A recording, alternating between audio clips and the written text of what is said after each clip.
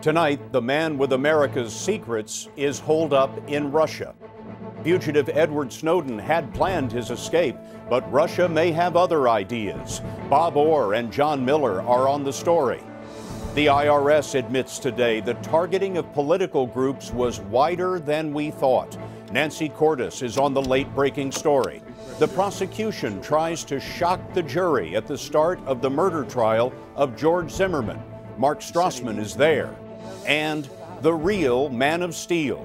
Richie Check schools Jim Axelrod on the Americans who built the nation. This place is full of memories, I would think. Memories? You don't know where to start.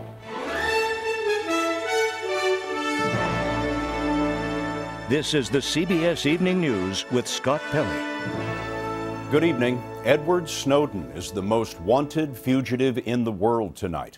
The White House believes the former National Security Agency contract employee, now charged with espionage, is in Russia. And the United States has been pressuring the Russians all day to send him home before he can head to asylum in some other country. The incident has strained U.S. relations with both Russia and China. It was in Hong Kong that Snowden exposed two top-secret U.S. surveillance programs, one that collects the phone records of millions of Americans and the other that monitors internet traffic. Bob Orr begins our coverage. Edward Snowden's flight to an unknown refuge seems stalled for now in Moscow. Seat 17A, which Snowden had reportedly booked on this Cuba-bound jetliner, remained empty today as the plane took off for Havana. It's not clear if Snowden changed travel plans or if Russian security agents blocked his departure. But U.S. officials are pressing the Russian government to detain Snowden as a fugitive traveling with a revoked passport. Jay Carney is the White House press secretary. We have asked the Russians to look at the options available to them to expel Mr. Snowden back to the United States. Carney urged Russia not to repeat the actions of Chinese authorities, who allowed Snowden to leave Hong Kong on Sunday. This was a deliberate choice by the government to release a fugitive despite a valid arrest warrant, and that decision unquestionably has a negative impact on the U.S.-China relationship. Snowden, who has disclosed some of the NSA's most critical intelligence programs, originally pledged to fight extradition from Hong Kong. But after the U.S. Justice Department revealed Friday it had charged him under the Espionage Act, Snowden ran. The anti-secrecy group WikiLeaks orchestrated and paid for Snowden's escape. Accompanied by a WikiLeaks advisor, Snowden flew to Moscow. From there, he was expected to fly to Cuba and then to Ecuador, where authorities are now considering his bid for political asylum. In a phone conference with reporters, WikiLeaks founder Julian Assange refused to divulge Snowden's current location. We are aware of where Mr. Snowden is. He is in a safe place, and his spirits are high. Now, it's worth noting Assange spoke to reporters from Ecuador's embassy in London, where he himself has taken refuge for more than a year. If Snowden can get to Ecuador, he might be safe, because while the U.S. has an extradition treaty with Ecuador, Scott, authorities there would not be very inclined to cooperate in what they probably view as a politically motivated prosecution. But the big question, Bob, is what is Russia up to? Yeah, it's not known, but it's possible, we'd have to say, that Russian President Putin may want to extract some kind of price for turning over Snowden and cooperating. Now, that could involve maybe a trade of some sort or a diplomatic favor down the road. But he's certainly taking his time here, and that puts the U.S. in the embarrassing position, Scott, of desperately pleading for help in a case that for now remains beyond the reach of U.S. prosecutors. Bob Orr in Washington. Bob, thanks very much. State Department correspondent Margaret Brennan talked to America's top diplomat, Secretary of State John Kerry, about the Snowden case today. Margaret is traveling with the Secretary in New Delhi. What is the U.S. doing? What are you doing to bring Edward Snowden back to the U.S.? Well, our country is doing everything that's possible. We have a coordinated effort between the State Department, the Justice Department, the FBI, the White House, in an effort to try to persuade our Russians, the colleagues, that this is important to the United States, important to them in terms of upholding rule of law. And we have returned 7 prisoners to them in the last 2 years that they requested. I think it's very important for them to adhere to the rule of law and respect the relationship. Senior correspondent John Miller has been covering the Snowden story. And John, U.S. authorities, you were telling me earlier today, thought they had a good working relationship with Hong Kong, thought they could get a deal. What went wrong? Well, you know, we didn't hear a lot about it while it was going on, but it was actually fairly fast-paced, which I think in some ways fooled the U.S. authorities into believing, well, this all seems to be working mechanically the way it's supposed to. You know, Snowden reveals himself as the source on June 9th. Now the U.S. FBI is on the phone with their law enforcement counterparts in Hong Kong. The Department of Justice is on the phone with their counterparts, and they're saying, under the treaty, what charges would be acceptable that would both fit within the treaty, American law, Hong Kong law, and so on. And they come up with the 3 charges, and then within 4 days, they have a sealed complaint, so it's not public, and they forward that on June 15th to Hong Kong. So now the Hong Kong authorities are looking at that, and they're in touch every day. By the 17th, the U.S. is on the phone with Hong Kong saying, why isn't anything happening? And they're saying, we're reviewing it. By the 19th of June, Eric Holder is on the phone with the Hong Kong Attorney General equivalent and saying, can you please execute the provisional arrest warrant and take him into custody? On the 21st, Hong Kong says, we want more information.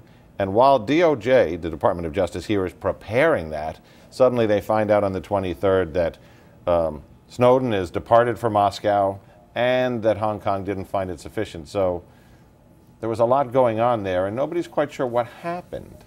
John, thank you very much. The new head of the IRS acknowledged late today that the targeting of political groups was wider than we were told and included organizations that were liberal in nature as well as conservatives. Acting Commissioner Danny Werfel revealed early results from an investigation, and Nancy Cordes has the details for us tonight. Nancy? Scott, Democrats say that the fact that liberal groups were on these watch lists, too, is proof that there was no partisan agenda at the IRS. But Republicans argue it's not that simple. IRS Commissioner Danny Werfel briefed Senate finance leaders and the president on his findings today and released a list of the types of groups that were singled out for extra scrutiny. In November of 2010, groups with the word progressive or blue in their title were placed on a be on the lookout list, and agents were warned their activities are partisan and appear anti-Republican, indicating that tax-exempt status may not be appropriate. Werfel said today he has suspended the use of be on the lookout lists and that new leadership has been installed at all 5 levels of the senior executive managerial chain. Tea Party groups that were singled out for extra scrutiny saw their applications delayed, in some cases for years, as IRS agents tried to determine whether they could be considered social welfare groups and therefore exempt from paying taxes. Werfel says from now on, groups that end up in a backlog for more than 120 days will get expedited approval if they self-certify that no more than 40% of their time and money go toward political activities. It still appears that Tea Party groups were asked far more questions and made to wait much longer than progressive groups. And Scott, Republicans point out that so far not a single progressive group has come forward to tell Congress that they're upset about the way they were treated by the IRS. Nancy Cordes at the Capitol. Nancy, thank you very much. A decision by the Supreme Court today may make it harder for universities to use race as a factor in admitting students. The case involves Abigail Fisher, a white student who claimed that the University of Texas discriminated against her when it gave preference to minority applicants. The court did not rule today on the big issue of whether affirmative action is constitutional, but its ruling could raise the bar for allowing racial preference. Jan Crawford was at the court today. In the 7-1 decision, the justices sidestepped the constitutional issues, ruling instead that a lower court used the wrong legal standard when it upheld the University of Texas affirmative action program. The opinion, written by Justice Anthony Kennedy, sent the case back to the lower court with instructions to use a tougher standard to assess whether the university has offered sufficient evidence that would prove that its admissions program is narrowly tailored to obtain the educational benefits of diversity. Addressing you today, Abigail Fisher said however, she considered that a victory. They gave us everything that we asked for, and I'm very confident that UT won't be able to use race in the future. But Bill Powers, the president of the University of Texas, also was claiming victory, saying he thought the affirmative action program will withstand the tougher scrutiny.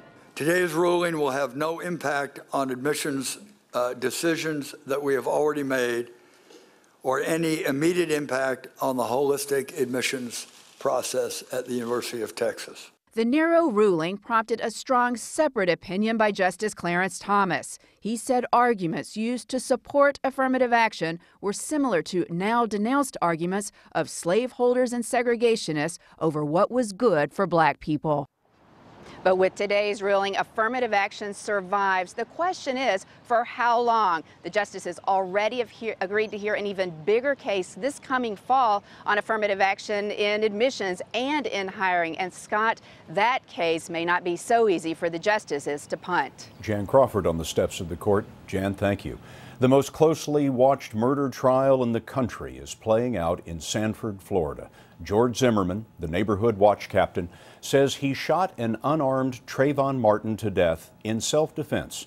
Mark Strassman was in the courtroom today for the opening statements. Good morning. Prosecutor John Guy's very first words to the jury were profanities.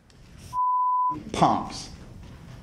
These they always get away. He was quoting George Zimmerman's description to a police dispatcher of a person wearing a hooded sweatshirt in his neighborhood. It was 17-year-old Trayvon Martin. The murder of Trayvon Martin was the product of two worlds colliding. 6 jurors, all women, must decide whether Zimmerman murdered Martin or killed him in self-defense. Half of them took notes as prosecutors outlined their case. No living witness saw how the fight began or ended other than Zimmerman. Martin's parents were emotional as Guy argued the teenager's shooting was second-degree murder. George Zimmerman did not shoot Trayvon Martin because he had to. He shot him for the worst of all reasons, because he wanted to. Don West is one of Zimmerman's defense attorneys. I think the evidence will show that this is a sad case, that there are no monsters here. George Zimmerman is not guilty of murder. He shot Trayvon Martin in self-defense after being viciously attacked. West played recordings of calls to police from that night in February of 2012. On one, there are screams for help in the background and the sound of the fatal shot. So you think he's yelling help? Yes. All right, what is your phone number? There's gunshots. Was that Martin's voice screaming for help or Zimmerman's? Jurors will have to decide for themselves. The judge has excluded testimony from audio analysts. That recording was too much for Trayvon Martin's mother to hear. As soon as it began playing, I watched her get up and walk right out of the courtroom. And Scott, she didn't come back until the afternoon. Mark, thanks very much. Some of the toughest abortion restrictions in the nation may soon become law. We'll have an update on Nelson Mandela's condition and why all of Washington seemed to be hunting for this critter when the CBS Evening News continues.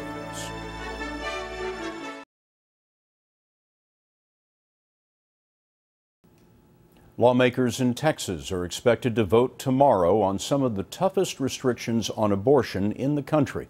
Manuel Bojorquez has been following this from Dallas. Manuel, what's it all about? Well, Scott, the bill supporters say the measures would raise the standard of health care for women, and they claim protect the unborn from feeling pain. What they want to do. The debate before the packed gallery in the Texas legislature lasted until 4 this morning. The proposed law would ban abortions after 20 weeks of pregnancy. Doctors performing abortions would need admitting privileges at a hospital within 30 miles. And it would make Texas just the 3rd state to require all abortions be performed at centers licensed for surgery. A package of restrictions that opponents say could force 37 of the state's 42 abortion centers to close. Houston Democrat Senfronia Thompson. Do you want them returned back to the coat hanger, or do you want to give them an option to be able to terminate their pregnancy because they have been raped? Jody Laubenberg of Parker, Texas is the bill's sponsor. This does not prohibit an abortion for any reason, including rape and incest, up until 5 months. At this point, we are looking at a baby that's very far along in its development. Hundreds of Texans on both sides stayed in the state capitol all night. This morning, the House overwhelmingly approved the bill. The state Senate is expected to vote later unless Democrats can filibuster until tomorrow's midnight deadline. Scott, if that happens, Governor Rick Perry can call another special session and try again. Manuel, thank you. In South Africa, former President Nelson Mandela remains in intensive care. Over the weekend, his condition was downgraded from serious to critical. Mandela is nearly 95 and battling a lung infection.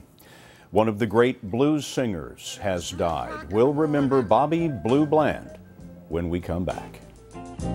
I can't even close my eyes.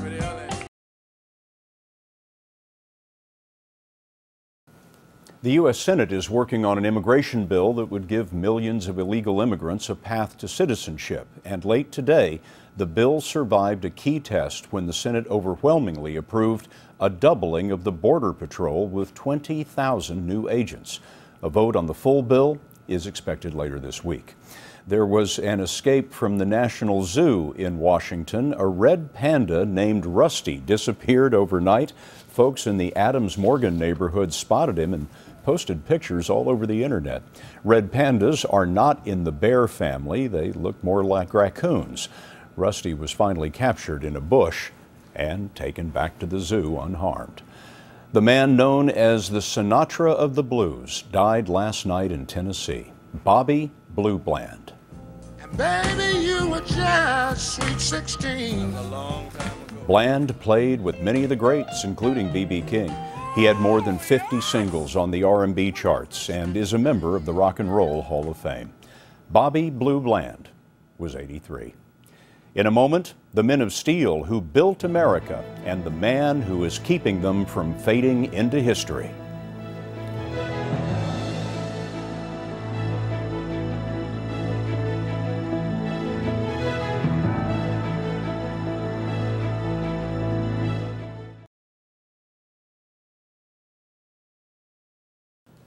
The Founding Fathers drew the blueprint for America, but foundry workers built the infrastructure.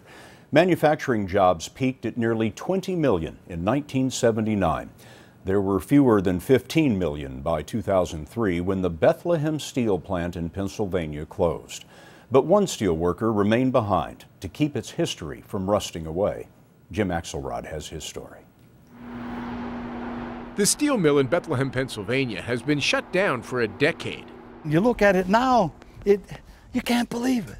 But Richie Check, who spent more than 40 years working here, still can't get used to the silence. No whistles, no horns, no nothing. It makes you cry. Check is 80 years old now. His father worked in the plant, and so did his 9 brothers and sisters. It was a place where 32,000 men and women made the steel for ammunition, aircraft, and battleships during both world wars. The Golden Gate Bridge, the George Washington Bridge, 80% of the buildings that make up the New York City skyline, they were all built with Bethlehem Steel. This place is full of memories, I would think. Memories? You don't know where to start. Actually, Check knows exactly where to start. Preserving the memories.